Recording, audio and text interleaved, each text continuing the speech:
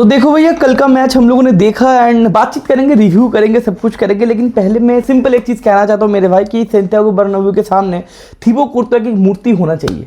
बंदा जो पिछले 4-5 साल से कर रहा है भाई, सिंपल चीज़ क्या है कि भाई थिबो कुर्तुआ कितनी बार रियल मैड्रिड को बचाएगा। He is saving our ass for last कितना सीजन, बहुत सारे सीजन। और पिछला सीजन तो हम लोगों ने देखा मेरे भाई, हम लोगों का जो डिफेंस है मिडफील्ड था कितना खुला हुआ था और बंदे ने क्या क्या किया। 2 यूसीएल के फाइनल में almost man of the match, 2 में मैन ऑफ द मैच मिला, 2 में ही मैन ऑफ द मैच मिला है थिबो कुर्तुआ को। और कल के मैच में जो 5 मिनट में भैया 1-1 मिल गया था इस तरीके से, उसके बाद ये शॉट, उसके बाद ये भैया लॉन्ग रेंजर एक कर्लर वगैरह था, ये भी एक भाई मिनिमम कल के मैच में भाई 4 से 5 जो शॉट लिए। ऑब्वियसली बिग चांस 1 से 2 था, लेकिन मोटा मोटी 2 से 3 गोल, मिनिमम 2 गोल मेरे भाई कहीं नहीं गए थे। सिंपल चीज मेरे भाई, 21st सेंचुरी में अगर मैनुअल नॉयर के बाद मेरे को गोलकीपर चुनने को बोला जाए, बॉल प्लेइंग एबिलिटी ऑब्वियसली कुर्तुआ को उस लेवल का नहीं है, लेकिन अगर शॉट स्टॉपिंग के मामले में बोलो मेरे भाई तो बूफो के स्टैंडर्ड का आ जाता है भाई कुर्तुआ। अभी भी करियर बहुत बाकी, अभी भी देखना है हम लोगों को, लेकिन भाई कुर्तुआ इज अनदर प्लैनेट भाई। इस साल का अगर प्लेइंग 11 मेरे को चुनने को बोले, मैं वीडियो लाऊंगा, ये सीजन खत्म होने के बाद एक वीडियो लेके आऊंगा। मैं प्लेइंग 11 में ना गोलकीपर मैं कुर्तुआ को सिलेक्ट करूंगा। बहुत सारे लोग बोलेंगे डेविड राया था, डोनारुमा था, यूसीएल वगैरह जीता, सोमर वगैरह था, लेकिन मेरे भाई डोनारुमा के सामने आप मिडफील्ड या फिर आप डिफेंस बताओ, वो कितने शॉट कंसीड करता है और कुर्तुआ कितने शॉट कंसीड करता है। पोजीशनिंग पीएसजी का, पोजीशनिंग रियल मैड्रिड का इस सीजन में जो हुआ है भाई, कुर्तुआ इज फार बेटर। हम लोगों ने जो देखो ला लीगा में कुछ हम लोगों ने जीता नहीं, लेकिन हम लोगों ने ना बहुत खराब एक सीजन प्रोड्यूस भी नहीं किया। हम लोगों ने मोटा मोटी अच्छा सीजन प्रोड्यूस किया। बार्सिलोना टॉप लेवल पे था, लेकिन फिर भी हम लोग सिर्फ 4 पॉइंट से ला लीगा हारे हैं। हम लोग क्वार्टर फाइनल में भी क्वालिफाई किए यूसीएल में, उसके बाद हम लोगों ने कोपा देल रे के फाइनल में भी गया। तो ये सारा चीज जो हम लोगों ने किया ना, इसका 50% क्रेडिट सिर्फ कुर्तुआ का है। बंदा अगर गॉड मोड में नहीं रहता ना मेरे भाई, तो सेकंड तो छोड़ो साला 4th आ जाते ला लीगा में इस बार। साला एम्बापे और कुर्तुआ बचा है भाई इस सीजन में, एम्बापे नहीं है। चलो फाइन, तो बात करते, तो पहला चीज है मेरे भाई थिबो कुर्तुआ भैया, जो भी बताओ कुर्तुआ भैया की जय। उसके बाद बात करेंगे राउल एसेंसियो के ऊपर। बातचीत हुआ है, जावी अलोंसो को पूछा गया क्या चीज़ हुआ है आफ्टर द मैच, क्या बातचीत हुआ है, तो जावी अलोंसो बोले ऑब्वियसली वो टैकल नहीं करना चाहिए था। 5 मिनट्स हुआ है क्लॉक में, तो आपको रिस्क लेना चाहिए, मतलब छोड़ देना चाहिए कहीं ना कहीं। आप मतलब ये चुतियापा कर रहे हो। 5 मिनट भाई, 90 मिनट्स कल हम लोग 10 मैन के साथ खेले। देखो 10 मैन के साथ अगर आप खेलते हो क्या क्या प्रॉब्लम होता है। पहला पॉइंट होता है कि आप गोल कंसीड कर सकते हो, ऑब्वियसली हारने का आपके पास चांस ज़्यादा आ जाता है। और दूसरा पॉइंट, सबसे इंपॉर्टेंट पॉइंट ये भी है मेरे भाई, वहाँ पे इतना गर्मी है, लोग भाई 15 मिनट बाद ड्रिंक्स ब्रेक लेना पड़ रहा है, लोगों का शरीर खत्म हो गया। और वहाँ पे 10 मैन के साथ आपको ज़्यादा मेहनत करना पड़ेगा, ज़्यादा आपको भागना पड़ेगा, क्योंकि न्यूमेरिकल सुपीरियरिटी आपके सामने टीम के पास है। तो इस तरीके से क्या होता है, फटीग होगा, इंजरी होगा। 70-80 मैच खेल के आए हो, इमोशनली बताओ, फिजिकली बताओ, आप डैमेज हो, उसके बाद न्यूमेरिकल सुपीरियरिटी आपके पास नहीं है, इतना गर्मी है, और उस गर्मी में आपको एक्स्ट्रा कुछ एफर्ट देना पड़ेगा। उस तरीके से इंजरी का रिपोर्ट और भी इंक्रीज हो सकता है। तो राउल एसेंसियो को ये सारा चीज सोचना चाहिए। We all know that Raul Asensio का ये पहला सीजन है। We all know that Raul Asensio पूरा सीजन खेला नहीं है, 6 से 7 महीना से ही काम कर रहा है बंदा, रेगुलर नहीं है, मैच्योर नहीं है बंदा, एक्सपीरियंस नहीं है, लेकिन ये कॉमन सेंस नहीं है। पिछले मैच में आपने पेनल्टी दिया, बहुत सारे मैचेस में आपने रफ टैकल वगैरह भी किया, आर्सेनल वाले मैच में बताओ, या फिर ला लीगा के बहुत सारे मैचेस में फालतू में अपने टैकल वगैरह किया। कल के मैच में भैया 5th मिनट में आपने रेड कार्ड ले लिया। ठीक है, आपने अच्छा मैच दिया, ऑब्वियसली हम बिग फैन ऑफ राउल एसेंसियो। बंदे ने एल क्लासिको में बताओ, मस्जिद डर्बी में बताओ, स्पेशली लिवरपूल के साथ बताओ जो हम लोग इनफील्ड में गए थे, काफ़ी अच्छे मैचेस बंदे ने दिया इस उम्र में और अपने पहले सीजन में। Obviously respect, salute, next Sergio Ramos. लेकिन नेक्स्ट सर्जियो रामोस मतलब पता है लॉन्जिविटी के बारे में, टैलेंट के बारे में, या फिर रियल मैड्रिड को जो सर्विस दिया है सर्जियो रामोस ने, उस तरीके से हम लोग बोलना चाहते थे, या फिर मैं बोलता हूं बंदे को सर्जियो रामोस 2.0, ठीक है भाई। लेकिन रेड कार्ड के मामले में सर्जियो रामोस मत होना मेरे भाई। बंदे ने जो पिछले 3-4 महीने में जो चुतियापा मचाया, और बैक टू बैक 2 मैच में, प्रॉब्लम क्या है ना, यंग प्लेयर्स गलती करेंगे, ओके फाइन, नॉर्मल चीज है, यंग प्लेयर्स तो गलती करेंगे, आप गलती करो। Mistakes are the proof that you are trying. जो लोग मिस्टेक नहीं करते लाइफ में ग्रो नहीं कर रहे, लेकिन एक ही मिस्टेक अगर बार बार करते हो तो आप फुद्दू कहलाते हो मेरे भाई। तो सर्जियो रामोस 2.0 जो राउल एसेंसियो है तो थोड़ा फुद्दू है। जावी अलोंसो को पूछा गया, जावी अलोंसो बोले ठीक है रफ टैकल नहीं करना चाहिए, थोड़ा गुस्सा तो थे ऑब्वियसली, दिमाग तो थटकेगा किसी भी मैनेजर का। लेकिन वो बोले हम लोग बात करेंगे, ठीक ठाक करेंगे और अगले मैच में तो गारंटी नहीं खेलेगा। एक पॉजिटिव पॉइंट ये भी है कि रूडिगर वापस आ चुका है, तो आई थिंक रूडिगर और डीन हेसन का पार्टनरशिप आपको अगले मैच में देखने को मिलेगा साल्जबर्ग के अगेंस्ट में। और साल्जबर्ग का मैच साला सुबह 6:30 बजे है, तो क्या करेंगे और कब मैच देखेंगे, ये सारा चूतियापा कब तक चलेगा पता नहीं। लेकिन राहुल अश्विन से एक मैच में रेस्ट मिलेगा उनको, ऑब्वियसली बाहर रहेंगे तो सोचने का मौका मिलेगा भाई क्या हम लोगों ने किया। 90 मिनट्स 10 मैन के साथ खेला मेरी वजह से, तो देखते हैं जो कमबैक आएगा राहुल अश्विन से राउंड ऑफ 16 में, देखते हैं किस तरीके से बंदा प्रोग्रेस करता है। लेकिन ऑब्वियसली मैं डिसअपॉइंट ज्यादा नहीं हूं, ठीक है बंदा कमबैक करेगा, लेकिन हाँ थोड़ा सा तो खराब लगा ही था बंदे ने जो किया था। ये तो हो गया नेगेटिव पॉइंट, लेकिन उसके बाद मैं जो 2-3 पॉइंट बताऊंगा that is ultra positive point. पहला पॉजिटिव पॉइंट, पिछले 1 साल में पहली बार मैंने रियल मैड्रिड को फुटबॉल खेलते देखा। फुटबॉल क्या है? फुटबॉल है बॉल को पास करना, सबसे इंपॉर्टेंट पॉइंट है। फुटबॉल क्या है? फुटबॉल है बॉल को होल्ड करना, बॉल को रखना अपने पास। कोई भी फुटबॉलर बॉल चाहता है, वो बोलता है कि भाई मेरे को बॉल दे, मैं रख दूंगा, मेरे पास इतना कॉन्फिडेंस है, मैं बॉल से प्यार करता हूं। हमारे पिछले 1 साल से, पिछले सीजन से हम लोगों ने जो फुटबॉल फोबिया देखा है लोगों से, हमारे जो प्लेयर्स थे कि मेरे को बॉल नहीं देना, उसको दे, मेरे को नहीं देना, मैं बॉल नहीं रख पाऊंगा, मैं लूज हो जाऊंगा। बॉल आएगा, बॉल में लगता है आग का गोला है कि बॉल आता है रिलीज कर दे, अरे भाई ऐसे नहीं, मेरे को बॉल होल्ड ही नहीं कर रहा है। क्यों? क्योंकि बॉल के साथ हम लोग कुछ करते ही नहीं थे, कॉन्फिडेंस नहीं था, टैक्टिकल कुछ प्रॉब्लम है, प्रैक्टिस नहीं है, कार्लो अंचेलोत्ती पता नहीं क्या हुआ था। लेकिन जो कल का मैच था एकदम 180 डिग्री चेंज हो गया कि हम लोग बॉल के साथ अच्छे थे।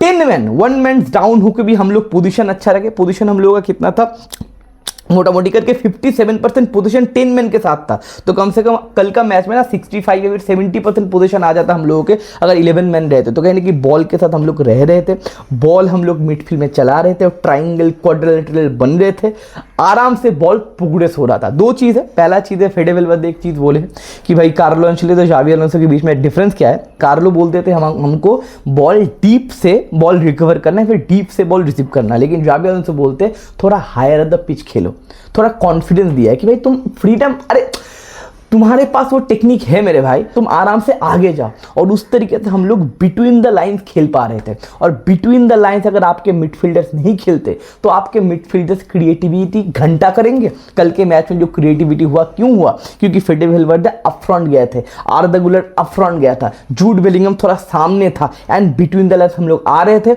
आराम से लाइन ब्रेकिंग पासेस हम लोग खुल रहे थे। और 1 मैन डाउन होने के बावजूद भी हम लोगों ने बहुत ज्यादा गोल के चांसेस क्रिएट किए, इवेंचुअली वो लोग हम लोगों ने फिनिश भी किया। That is the ultimate point of midfield, that हम लोग अप फ्रंट में बॉल रिसीव कर रहे हैं और बिटवीन द लाइन ज्यादा जगह मिल रहा है। सेकंड पॉइंट क्या है जो हम लोगों ने पिछले वीडियो में हम लोगों ने बातचीत किया था, दिस इज आर्दा गुलर। हमारे पास एक टेम्पो कंट्रोलर या फिर क्रिएटिव मिडफील्डर नहीं है जो हम लोग ढूंढ रहे।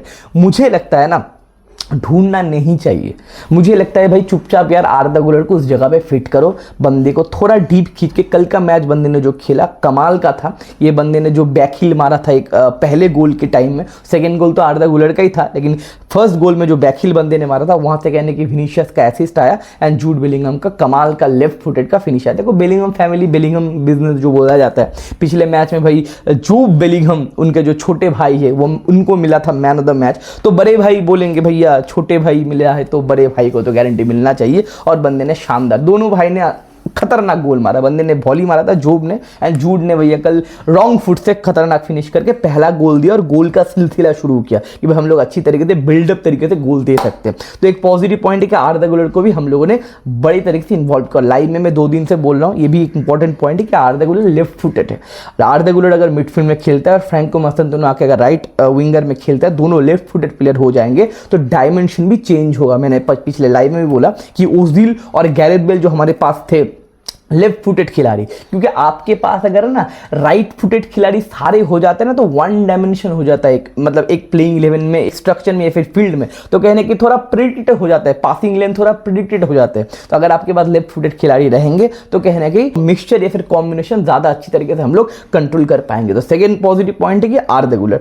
थर्ड क्या है कि हम लोग कल क्लिनिकल थे, जूड बेलिंगम को एक मौका मिला, विनीशियस को एक असिस्ट मारने का मौका मिला, या फिर फेडे वेलवर्दे को एक मौका मिला कि बड़ी तरीके से हम लोग ने मौके पे चौका मारा। और क्लिनिकलनेस जो पिछले सीजन में भी, इसका भी ऊपर एक क्वेश्चन मार्क था। सिर्फ एम्बापे, देखो प्रॉब्लम क्या है इस सीजन का या फिर पूरे सीजन का, एम्बापे ने तो गोल स्कोर किया यही पॉजिटिव पॉइंट है, यही नेगेटिव पॉइंट है। सिर्फ एम्बापे ने ही गोल स्कोर किया, बाकी 20 गोल कोई माइकल लाल नहीं मारा है, ना रॉड्रिगो मारा, ना आपके विनीशियस मारे। विनीशियस ने ऑलमोस्ट सारे गेम स्टार्ट किए, रॉड्रिगो ने ऑलमोस्ट सारे गेम स्टार्ट किए। जूड बेलिंगहम मार सकता था, लेकिन जूड बेलिंगहम तो भैया मेहनती वाला काम करता था, उसको जब फ्रीडम मिलता था बंदे ने गोल मारा। लेकिन पॉइंट ये कि विनीशियस और रॉड्रिगो उतना गोल स्कोर नहीं किए क्योंकि वो लोग क्लिनिकल नहीं थे। लेकिन कल के मैच में मेरे को क्लिनिकलनेस दिखा और काफी बड़े थे। देखो विनीशियस के ऊपर एक बातचीत चल रहा है ना, विनीशियस की पिक्चर में, इंस्टाग्राम के पिक्चर में जाके कमेंट में लोग लिख रहे कि लीव द रियल मैड्रिड वगैरह वगैरह। रियल मैड्रिड फैन बहुत ज़्यादा गुस्सा हो गए, ये भी डिसरेस्पेक्टफुल है मेरे भाई। और बंदे ने इंस्टाग्राम में जो पिन करके रखा था रियल मैड्रिड का पिक्चर, वो बंदा अनपिन कर लिया था। मैं 2 दिन पहले एक बार नोटिस किया था। तो ये सब नहीं करना चाहिए मेरे भाई। बंदा न्यू कॉन्ट्रैक्ट के बहुत करीब है, ऑलमोस्ट डन डील है, तो न्यू कॉन्ट्रैक्ट साइन करेगा, ठीक है। बंदा फ्रस्ट्रेट कर रहा है, बंदा पिछले 5-6 महीने में उतना फॉर्म में नहीं है, ठीक है, टाइम तो बंदे को। भैया 2 UCL जिता चुका है, 2 UCL के फाइनल में बंदे के पास गोल है, ऑलमोस्ट एक बैलन डॉर जीत चुका है। अब अगर 3-4 महीने या 6-7 महीने का एक रफ पैच आता है, टाइम रखो। बंदे के अंदर थोड़ा भूसा है, लेकिन जावी अलोंसो उस भूसे को ठीक कर ही देगा, प्रॉब्लम नहीं होगा। कल के मैच में बंदे ने कैरेक्टर दिखाया, बंदे ने मेहनत किया एंड थर्ड गोल के लिए भी बंदे ने मौका बनाया था। डीन ह्यूसन का जो पास आया था, बात करेंगे उसके ऊपर भी। एंड बंदे ने काम तो बढ़िया तरीके से किया, बंदे ने एफर्ट भी दिया, ज्यादा बॉल पोजीशन लूज कल नहीं कर देते। 2-3 जगह पे बंदे ने लूज किया, लेकिन भैया लेफ्ट हैंड साइड से बहुत ज्यादा क्रिएट तो हो रहा था। और आपको ये मानना पड़ेगा मेरे भाई, मानो या ना मानो, Vinicius Junior is the most important creator in our team, especially in front line, right. तो उसके बाद हम लोग बात करेंगे एक और पॉजिटिव पॉइंट के ऊपर। कल आर्नोल्ड का भी मैच बढ़िया था भैया, एक 1 टच पे बंदे ने एक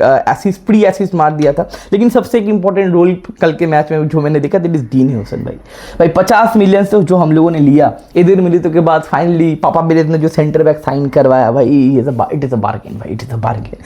बंदा जो बॉल के साथ भाई, जो बंदे ने जो विनीशियस को ये पास निकाला ना, ये टोनी क्रूज स्टाइल का, टोनी क्रूज लेवल का पास था भैया। इस पास के वजह से वो गोल क्रिएट हुआ। विनीशियस ने कट इन करके फेडे वेलवेर्दे को बॉल दिया, फेडे वेलवेर्दे ब्राहिम डियाज को ढूंढता है, ब्राहिम डियाज एक पिन पॉइंट क्रॉस मारता है, फेडे वेलवेर्दे वहाँ पे फिनिश करता है। तो भाई डीन ह्यूसन जो बॉल के साथ कर रहा था, सबसे इंपॉर्टेंट चीज़ ये भी है मेरे भाई, जब रूडिगर आया तब हम लोग ना बैक 3 से खेल रहे थे, और बैक 3 से जब हम लोग खेल रहे थे ना, डीन ह्यूसन ऊपर फट रहा था। सेम जो बास्तोनी करता है इंटर मिलान में, जब वो बैक 3 से खेलते बास्तोनी फटता है ऊपर, उसी तरीके से डीन ह्यूसन भाई फट रहा था। उसके बाद वो कंट्रोल, उसके बाद वो कॉन्फिडेंस है कि मैं बॉल लेके भाई मिडफील्ड में जा सकता हूँ, बॉल रोल कर सकता हूँ, और बंदा क्रिएट भी करता है। बंदे का पासिंग एक्यूरेसी बताओ, पासिंग रेंज बताओ, बास्तोनी से कहीं ज्यादा अच्छा है। तो कहने की मुझे लगता है भाई, मैंने जो वीडियो बनाया था कम से कम 20 दिन पहले, कि जावी अलोंसो को बैक 3 में खेलना चाहिए। अब देखते राइट विंग बैक या फिर लेफ्ट विंग बैक क्या क्या सिलेक्ट होगा। अगर बैक 3 में खेलते ना, तो डीन ह्यूसन को ना और भी तगड़ा तरीके से हम लोग ना यूज कर सकते हैं। डीन ह्यूसन के दिमाग में ये रहेगा ना, पीछे बैकअप मारने के लिए 2 सेंटर बैक है, बंदा और भी ज्यादा कंफर्टेबल है, फिर और भी ज्यादा क्रिएट कर सकता है आपके बैक लाइन से। बंदे ने कत्लेआम मचा दिया था। बंदे का 93 टचेस था, एक बार देख लेते। यस, बंदे का 93 टचेस था एंड मोस्ट कंप्लीटेड पासेस था 75 पास था कल के मैच में। और बंदे ने 2-3 जगह पे भाई लाइन ब्रेकिंग पासेस करके भैया पाचुका या फिर पिकाचू का भाई मिडफील्ड या फिर डिफेंस लाइन खोल ही दिया था। आर्दा गुलर को हम लोगों ने बात कर लिया। चुआमेनी कल फिर से सेंटर बैक ही खेला। मैं कल लाइव में भी बोल रहा था भाई, 8 महीने पहले चुआमेनी सेंटर बैक खेला था एक मैच में, और रूडिगर ने ट्वीट किया था कि ज़्यादा हैबिचुएट मत हो जाए। ये एक ही मैच के लिए था, रूडिगर और चुआमेनी का पार्टनरशिप खेला था सेंटर बैक पेयर में। एंड ये रूडिगर ने ट्वीट किया था चुआमेनी को टैग करके, भाई पार्टनर ज़्यादा मतलब हैबिचुएट मत हो जाना, आप सेंटर बैक नहीं हो, एक ही मैच के लिए। वो जो कितना झूठ है। 8-9 महीना चले गए, सीजन खत्म हो गया, क्लब वर्ल्ड कप चला आया, सेंटर बैक हम लोगों ने साइन भी कर लिया अच्छे, उसके बाद भी कल 90 मिनट चुआमेनी भैया सेंटर बैक खेला। अब क्या बोले चुआमेनी को, चुआमेनी भाई अच्छा खेला। एंड सबसे एक और भी एक पॉइंट के बारे में बात करना चाहता हूं मैं, दैट इज एनरिक के बारे में। जो देखो कल जो गोंजालो गार्सिया का जो हम लोगों ने मैच देखा, 45 मिनट्स खेला बंदे ने, एंड जो बंदे का होल्डअप प्ले, बंदे का जो हाइट है, डुएल जीतने का जो परसेंटेज है, वो एनरिक से भाई कहीं ज़्यादा है। तो मेरे को लगता है भाई एनरिक का ना एक क्वेश्चन मार्क आ सकता है रियल मैड्रिड में। अगला सीजन में बंदा लोन वोन हो सकता है। आई थिंक, मुझे लगता है ये एनरिक का रियल मैड्रिड का करियर मेरे को नहीं लगता कि आगे बढ़ सकता है मेरे भाई। एनरिक के पास जो शॉर्ट हाइट वाला जो पोचर वाला रोल है, उस रोल के लिए ज़्यादा बेहतर गोंजालो गार्सिया हो चुका है। उसका डुएल का परसेंटेज जो है, हेडर का जो परसेंटेज है, होल्ड अप प्ले भी कल अच्छा है। बंदे ने कल एक आर्दा गुलर को एसिस्ट भी मारा 1 टच में।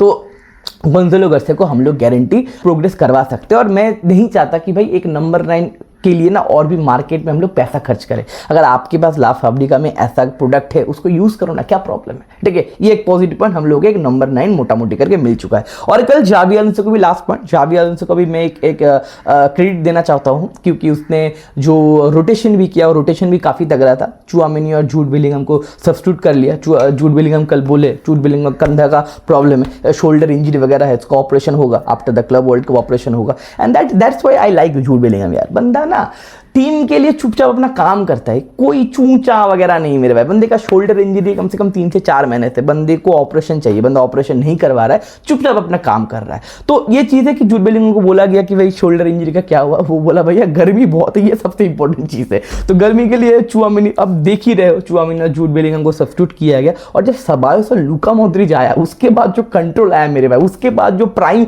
बार्सिलोना हम लोग हो गए, वन टच पास जो खेले बहुत बढ़िया तरीके से। ये सब्स्टिट्यूट जो किया गया जावी अलोंसो द्वारा, ये भी काफी बेहतरीन लगा मेरे को। और भी ज्यादा होल्ड अप और भी ज्यादा बॉल के साथ हम लोग पेशेंस हो रहे थे। और आप जानते हो लूका मॉड्रिच सबायोस अगर मिडफील्ड में आपके पास है तो कहने की विद द बॉल का परसेंटेज या फिर पोजीशन सभी अच्छा हो जाता है। तो बहुत बड़ी तरीके से वहां पर भी कंट्रोल किए, एक गोल मिल गया। मतलब डिफ्लेक्शन में कोर्तो को कल बीट करना में पुकाचू या पचुका का औकात में नहीं था, लेकिन एक डिफ्लेक्शन हो गया चुआमिनी के पैर से, तो एक गोल हो गया। नहीं तो भैया क्लीन शीट तो ले ही लेते। तो ये है मामला। अभी हम लोग 1 नंबर पोजीशन में। अगला मैच साल्जबर्ग के साथ है। साल्जबर्ग कल अल हिलाल के साथ ना ड्रॉ ही खेला।